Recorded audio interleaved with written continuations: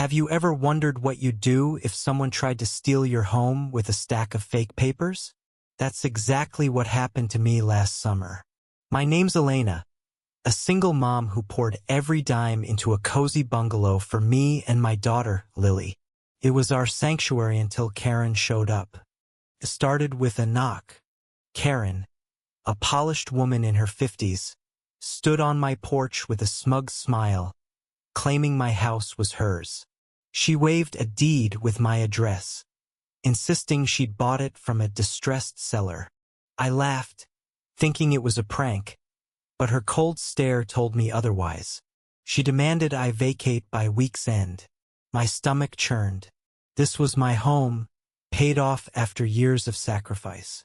I showed her my deed, but she scoffed, calling it outdated. Neighbors peeked through curtains as she stormed off, vowing to return. The next day, Karen escalated. She hired a locksmith to change my locks while I was at work.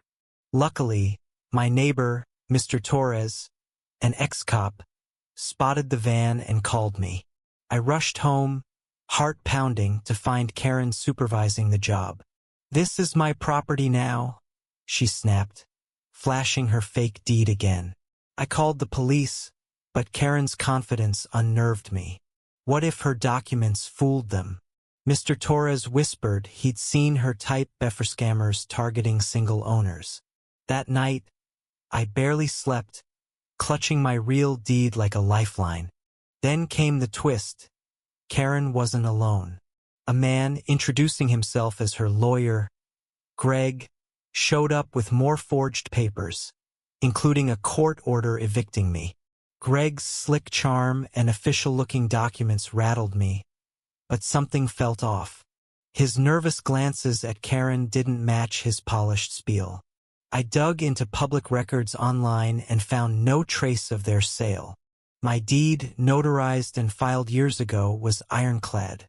But Karen didn't stop. She posted no trespassing signs on my lawn and told neighbors I was a squatter. Lily cried, asking if we'd lose our home. I swore we wouldn't.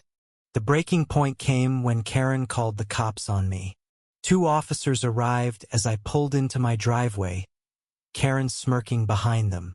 "She's trespassing," Karen insisted, handing over her fake deed. My hands shook as I presented my documents, explaining the scam.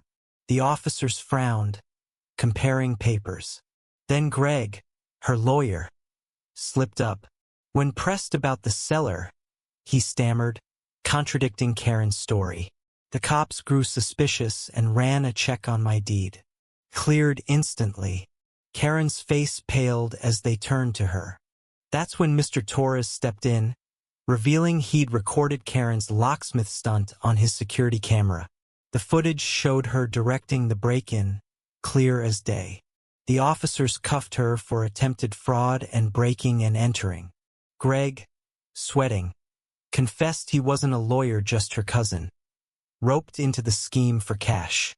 The police uncovered Karen's history of property scams, targeting vulnerable owners like me. She'd forged documents before, but this time, she picked the wrong house. As they led her away, Karen screamed I'd regret this. But the only regret was hers. The court slapped her with felony charges, and her assets were frozen to repay victims. My home was safe, but the ordeal left scars. Lily and I rebuilt our peace, planting a garden where Karen's signs once stood. Mr. Torres became family, checking on us daily. The neighborhood rallied, sharing stories of Karen's lies. Justice hit her hard, but it wasn't just about her downfall, it was about standing up to bullies who think they can steal your life. What do you think? Was Karen's punishment fair? Or should she have faced more? Share your thoughts on who was right or wrong here.